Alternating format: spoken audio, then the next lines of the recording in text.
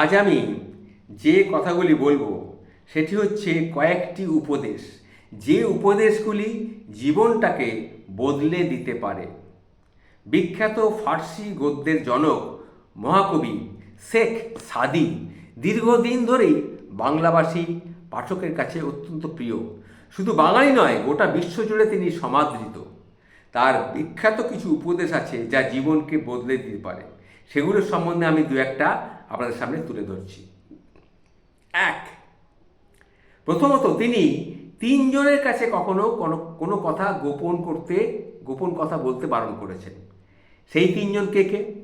না, কোনো স্ত্রীলোকের কাছে কোনো গোপন কথা বলবেন না, কোনো জ্ঞানহীন মূর্খের কাছে কোনো গোপন কথা বলবেন না, আর কোনো শত্রুর কাছে কোনো গোপন কথা বলবেন না। এই তিনজনের কাছে কখনো গোপন কথা বলবেন না।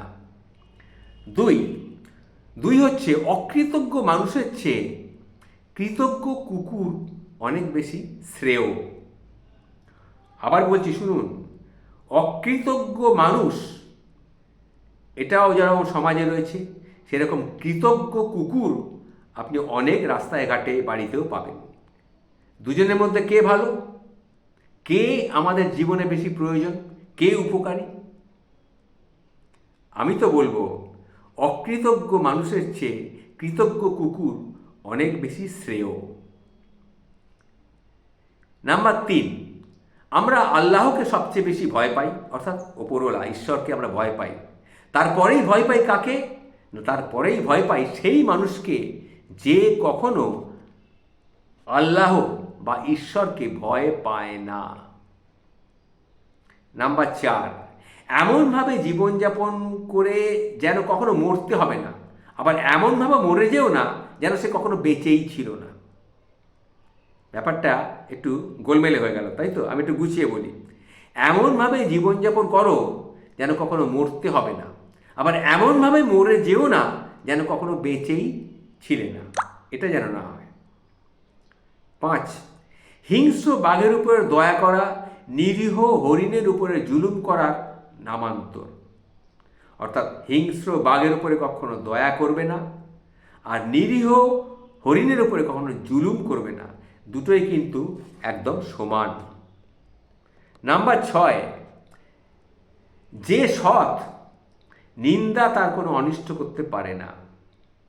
অর্থাৎ সৎ লোককে তুমি যতই নিন্দা করো সে কিন্তু সৎই থাকবে, তাকে খুব একটা ক্ষতি তুমি করতে পারবে না। সাময়িক ক্ষতি হয়তো হবে, কিন্তু সেটা দীর্ঘকালীন নয়। তাই যে সৎ নিন্দা তাকে কোনো অনিষ্ট করতে পারে না। নাম্বার ৭, প্রভাবশালী লোককে সবাই ভয় পায় কিন্তু শ্রদ্ধা করে না, এটা খেয়াল রাখবে। সমাজে প্রভাবশালী লোক অনেক আছে, তাকে সবাই ভয় পায়, পাছে তারা কিছু ক্ষতি করে দেয়, কিন্তু সেটা মন থেকে হৃদয় থেকে নয়, তাকে কেউ শ্রদ্ধা করে না। ৮, দেয়ালের সম্মুখে দাঁড়িয়ে কথা বলার সময় সতর্ক হয়ে কথা বলবে, কারণ তুমি জানো না দেয়ালের পেছনে কে কান পেতে আছে। এটা কিন্তু একটা মারাত্মক ব্যাপার।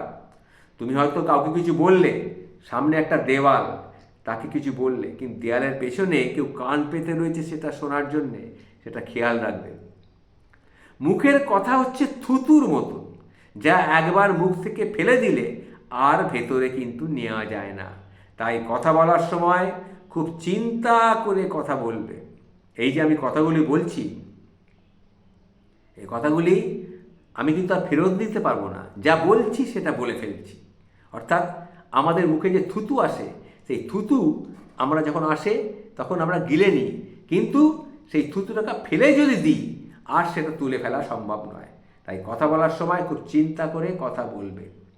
মন্দ লোকের সঙ্গে উঠবে বসবে, কিন্তু কখনো তাকে কল্যাণের মুখটা তুমি দেখাবে না।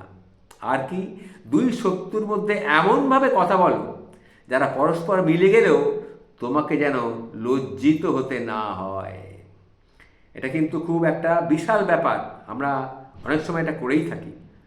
আমি জানি এরা দুজন আমার শত্রু, কিন্তু তাদের সঙ্গে আমাকে খুব সতর্ক হয়ে কথাবার্তা বলতে হবে, কারণ দুই শত্রুতে যখন মিশে যাবে, তোমাকে তারা কিন্তু লজ্জায় ফেলতে পারে, এটা খেয়াল রেখো।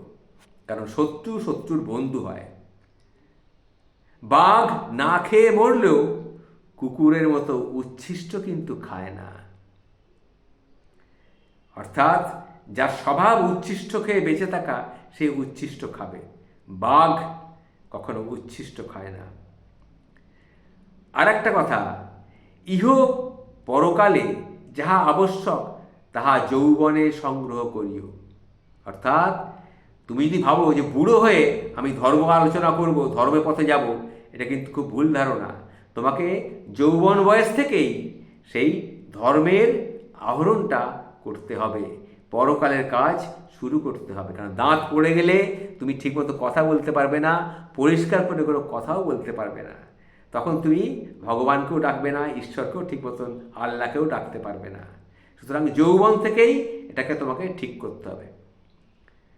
আর একটা লাস্ট আমি যে কথাটা বলবো সেটা হচ্ছে, প্রমাণ ছাড়া কোনো কিছুকে বিশ্বাস করবে না।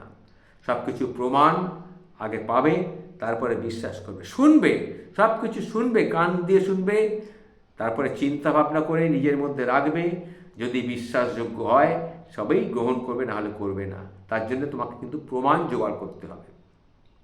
আর লাস্ট, অজ্ঞ যে নীরবতাই হচ্ছে তার উত্তম পন্থা। এটা যদি সবাই জানতো তাহলে কেউ আর কিন্তু অজ্ঞ হতো না, মানে জ্ঞানহীন হতো না। সুতরাং যে জানে না, বোঝে না, চুপ থাকবে, মুখে মুখে তর্ক করতে যাবে না। এই কথাগুলি শেখ সাদী বলেছিলেন। এগুলো খুব বিখ্যাত উক্তি, সেগুলি আমি আপনাদের সামনে তুলে ধরলাম। ভালো থাকবেন, নমস্কার।